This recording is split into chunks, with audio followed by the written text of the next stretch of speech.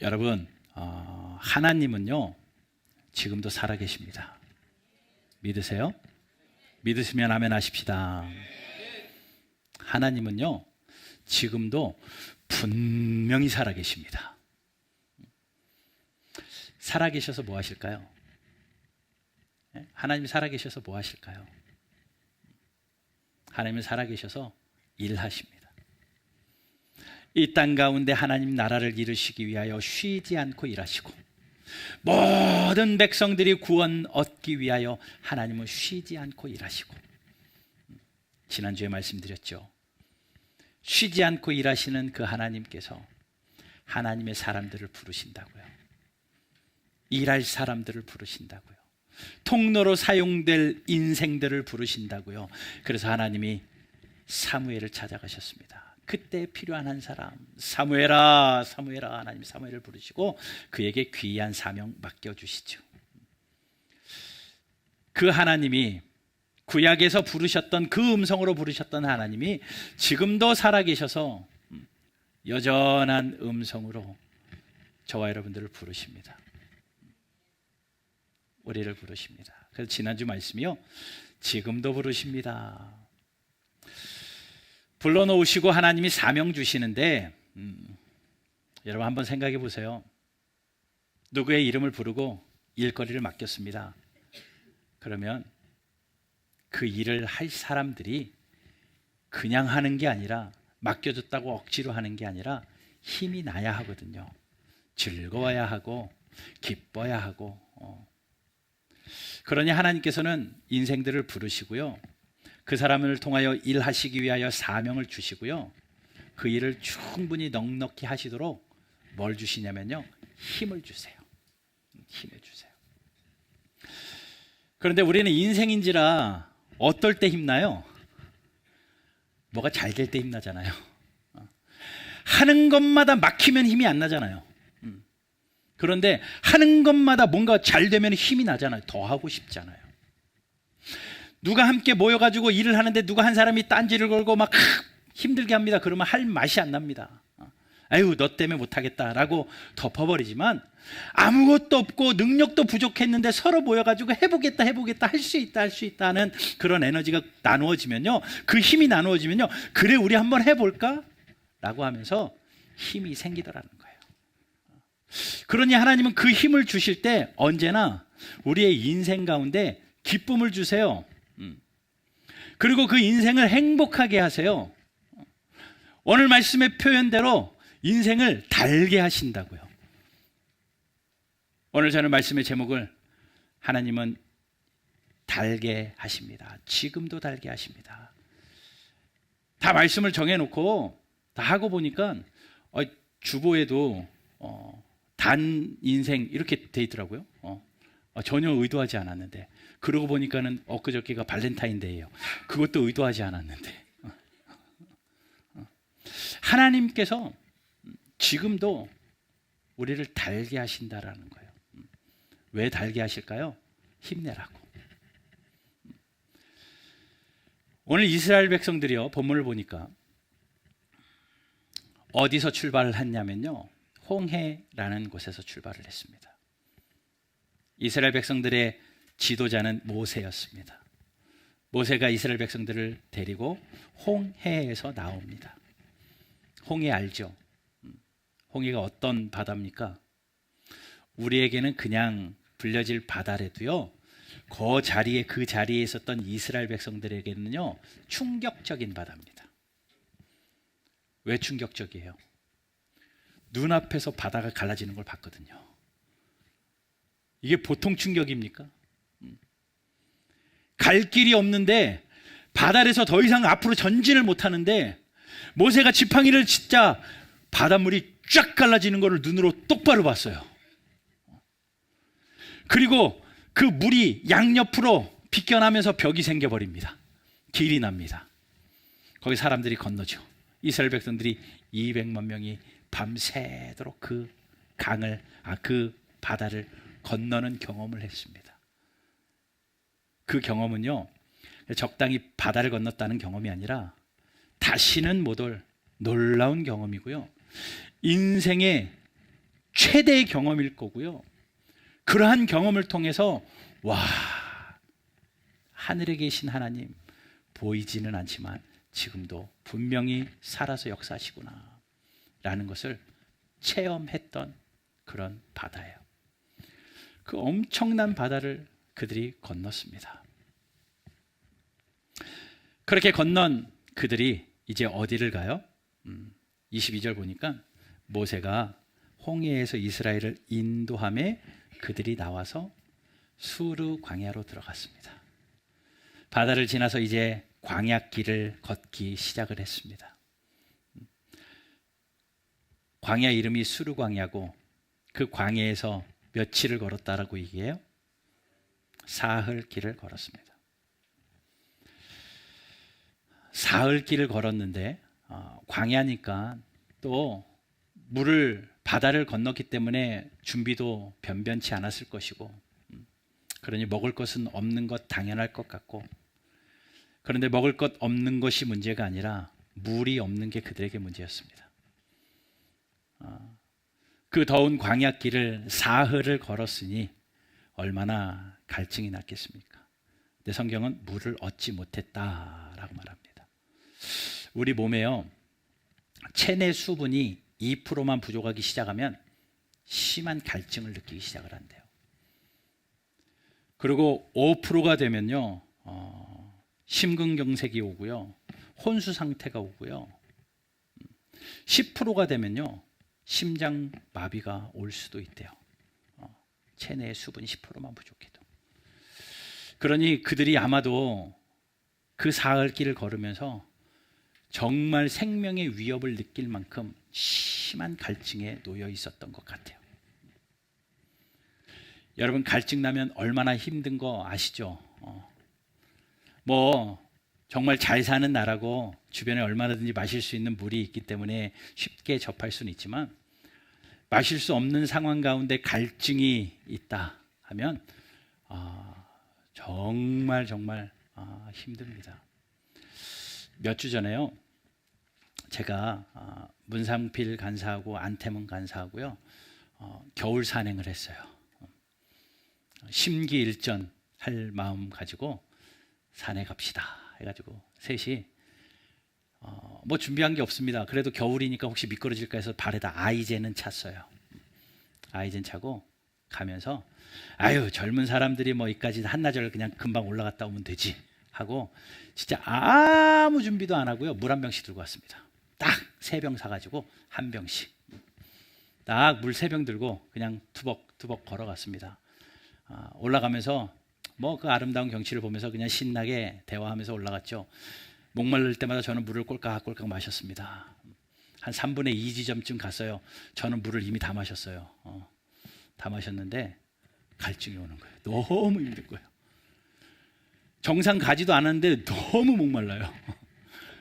너무 힘들고 너무 목말라서 나도 모르게 문간사 손을 봤습니다. 물이 얼마나 있나 좀 달라고 하려고. 근데 그도 한 3분의 1밖에 없어요. 달라고 하기 미안하더라고요. 그래서 안간사 손을 봤습니다. 그 역시 물이 얼마 없어요. 근데 차마 제가 가자고 하고 제가 됐다고 했는데 그거 물 달라고 하기 진짜 미안하더라고요. 그래서 참고 갔어요. 맨 뒤에서 끝까지 갔는데 진짜 목말라가지고 어떻게 할 수가 없는 거예요. 진짜 저거 뺏어 먹고 싶은 거예요. 막 준다는 말은 안 해요. 뺏어 먹고 싶어 죽겠어요. 근데 진짜 힘겹게 뒤따라가고 있는데요, 저 앞에서 안간사가 그래요. 목사님 이거 드세요. 그래요. 알아차렸나 보다. 이거 드시라더니. 그래서 알았어. 그래서 힘내서 갔어요. 힘내서 갔는데 누가 먼저 앞길을 갔던 사람이 등산 스틱 있잖아요. 그 스틱을 하나 잃어버려서 눈에다 꽂아놓고 갔더라고요. 근데 아마도 안간사는 목사님이 힘들게 따라오니까 목사님 이 스틱 드시고 따라오세요 이거야. 목사님 이거 드세요 그런 건데 저는 물 먹으라는 얘기인 줄 알고 가가지고 나는 물 먹으라는 줄 아는데 스틱 드시라고 그렇게 얘기를 한 거예요. 얼마나 갈증이 났는지요. 정말 죽을 뻔했습니다. 막 현기증 나고요. 갈증이 날 때 물 마시지 못하는. 근데 결국 한 모금도 안 주더라고요. 한 모금도 안 줘요. 차마 자존심 상해서 달란 말도 못하고. 하여튼 그렇게 내려왔습니다. 안전하게 내려오긴 했지만 진짜 갈증이 나면 야, 헛것도 들리고 헛것도 보이고. 저는요 거기서 진짜 무지개를 봤거든요. 진짜로 무지개를 봤어요. 저기서. 그래서 제가 문간사 저기 무지개다 그랬더니 목사님 무지개 없어요 그러는 거예요. 분명히 있는 거야. 안경사 저기 무지개야 그랬더니 목사님 무지개 없어요. 알고 보니까 제가 헛것을 본 것 같아요. 헛게 들리고 헛것이 보이고. 저는 진짜 심각하게 봤는데 네, 돌아와서 보니 야, 너무 갈증 나니까 그랬던 것 같아요. 여러분, 갈증이 얼마나 힘든지 경험했습니다. 그와 비교가 되겠습니까? 광야길을 사흘을 걸었대요. 사흘 동안 물을 마시지 못했대요. 너무나도 힘든 나머지 그들이요 불평하기 시작을 합니다. 그런데 먼저 불평하기 전에 한 곳에 갔는데 물이 보여요. 너도 나도 할 것 없이 달려가지 않겠습니까? 이제 살았다 하고 그 물을 벌컥벌컥 들어 마시려고 하는 찰나에 물 맛을 보니 그 물이 너무나 쓴 거예요. 23절, 마라에 이르렀더니 그곳에 물이 써서 마시지 못하겠으므로 그 이름을 마라라 했다. 물이 너무 써가지고 마실 수 없어서 그 지역 이름을 아예 마라라고 정해버렸습니다. 마라라는 뜻이요, 거기에 1이라고 간주 표시되어 있잖아요. 밑으로, 성경 밑으로 가보게 되면 쓴 것이라고 되어 있습니다. 너무나 써서 마실 수 없는 그 장소예요. 그러다 보니 이스라엘 백성들이 불만이 터져나오기 시작을 합니다. 불평하기 시작을 합니다.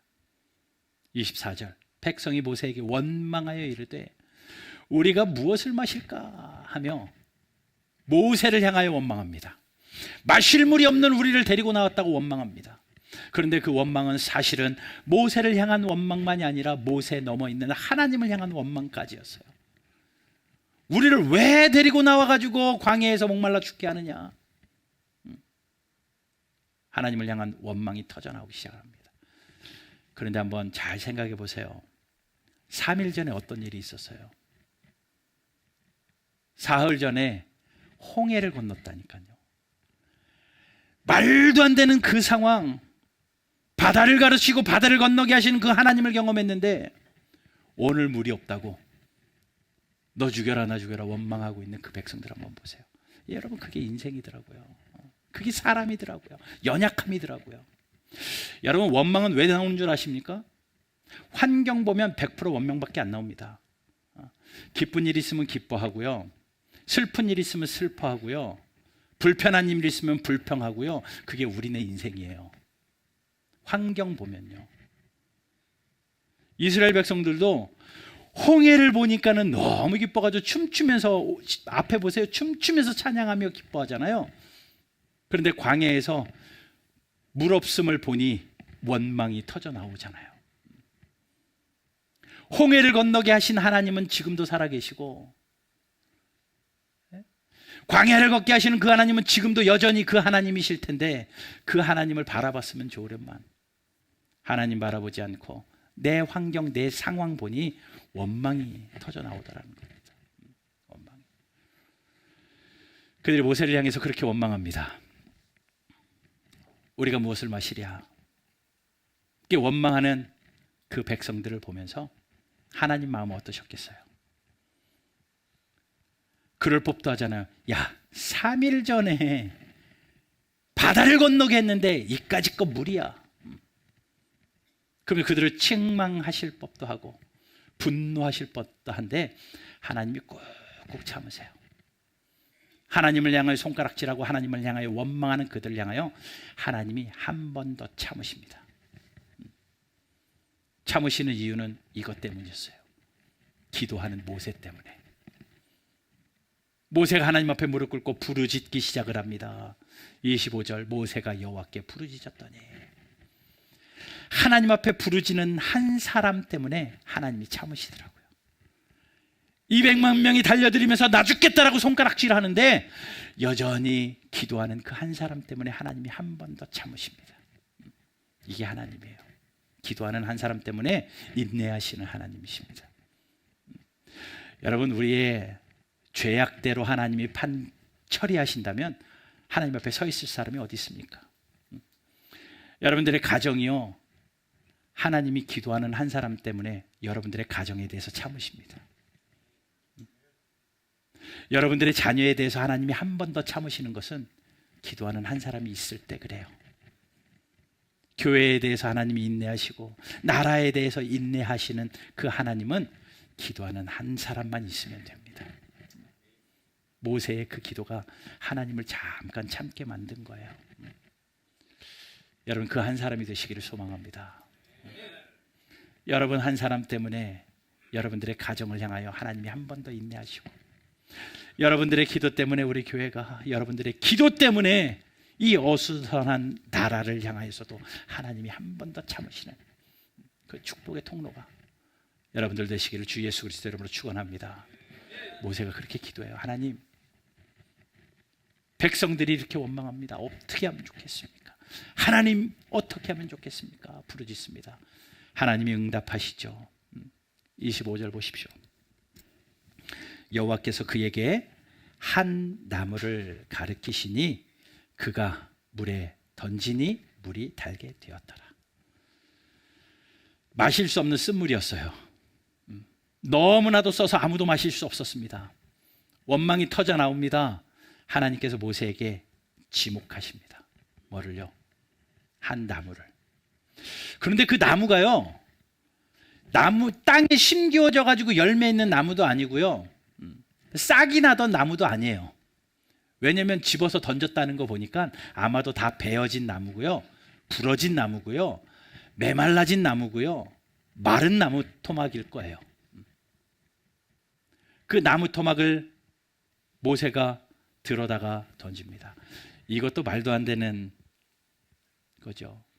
이 나무가 무슨 나무길래, 무슨 효능이 있고 무슨 약효가 있길래, 버려진 나무 같은데 그래도 하나님이 말씀하셨으니 그것을 들어서 그 쓴물에 던지니 물이 달게 되었더라.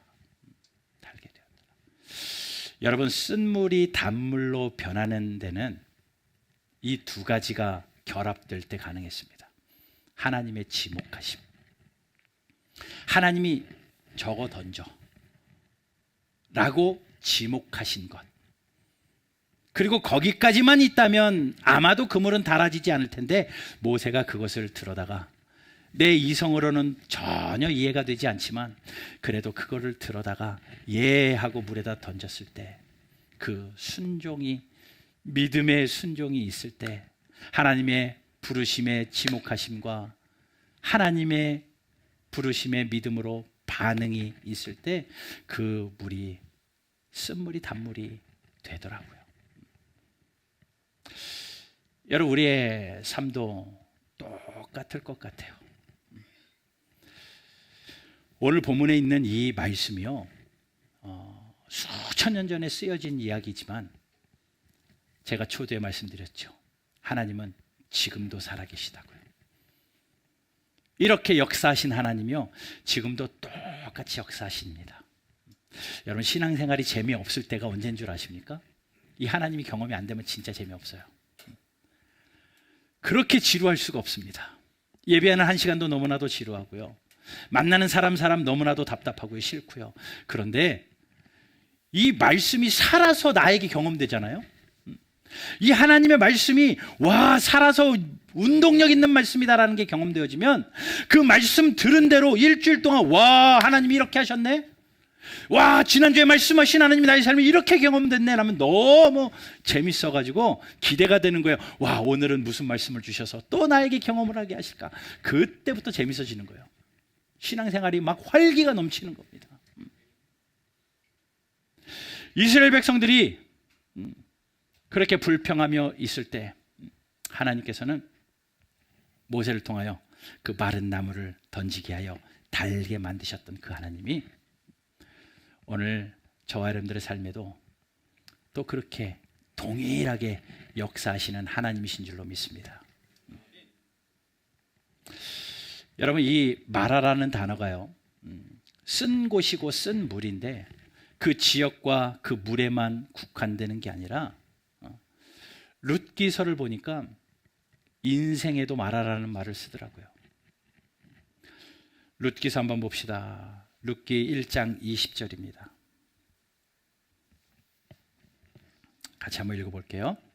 같이 읽습니다. 시작. 나오미가 그들에게 이르되 나를 나오미라 부르지 말고 나를 마라라 부르라.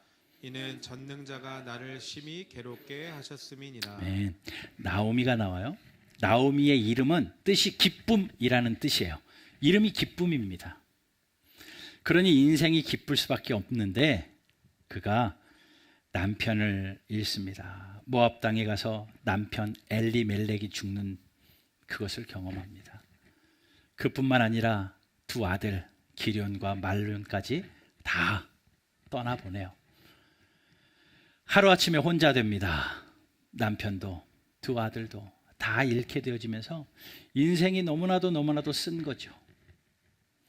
내 이름이 기쁨이어서 인생이 기뻐야 되는데 이름은 기쁨인데 인생은 하나도 안 기쁜 거예요. 가족을 다 잃어버렸습니다. 그래서 너무나도 인생이 있어서 나를 나옴이라고 부르지 말고요, 이제는 나를 마라라고 불러주십시오. 전능자인 하나님이 나를 이렇게 괴롭히셨습니다. 나를 쓴 인생이라고 이름을 불러달라라고 말해요. 여기서 마라가 오늘 본문에 있는 마라랑 어원이 똑같아요. 어원이 같은 뜻인데 다만 룻기는 여성형 명사가 쓰였을 뿐입니다. 그러니 이 마라라는 단어가 물에만 쓰여지고 장소에만 쓰여진 게 아니라 인생에도 쓰여지더라는 거예요. 쓴 인생. 여러분, 혹시 인생의 쓴 맛을 경험해 보신 분 계십니까?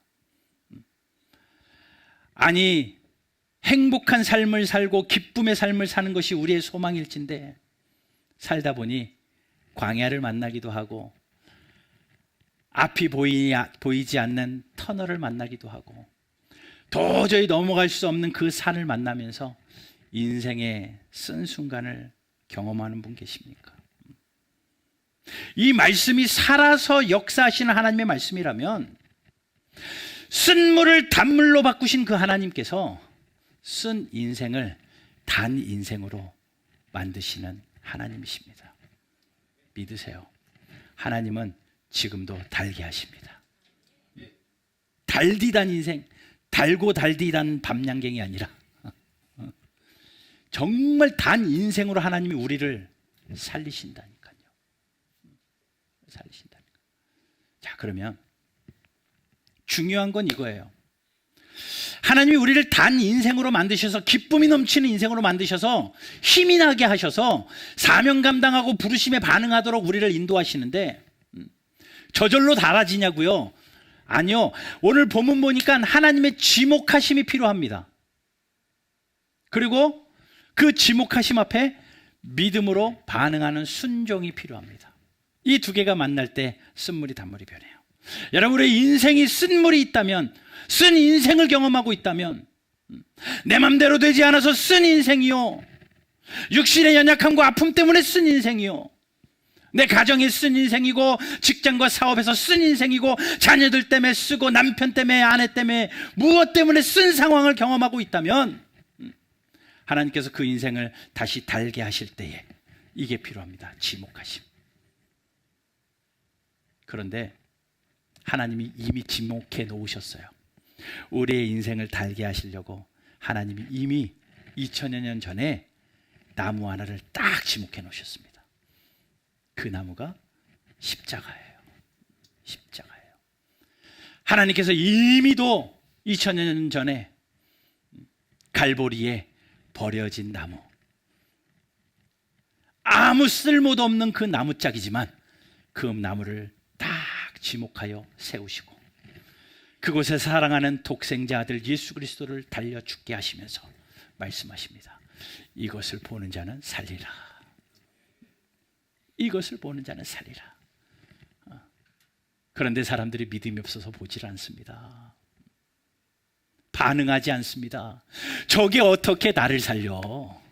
저 나무 토막 바라본다고 어떻게 내 병이 나? 저 나무 토막 바라본다고 우리 자녀들이 어떻게 잘 되고 취업도 되고 내 직장과 사업이 잘 돼? 아니야. 내 삶의 현장의 문제하고 저 십자가하고는 아무 상관이 없어 라고 사람들이 반응하지 않아요. 그런 역사가 일어나지 않습니다. 그러나 믿음의 눈 들어 하나님이 지목하신 나무를 보십시오. 하나님이 지목하신 그 십자가를 바라보십시오.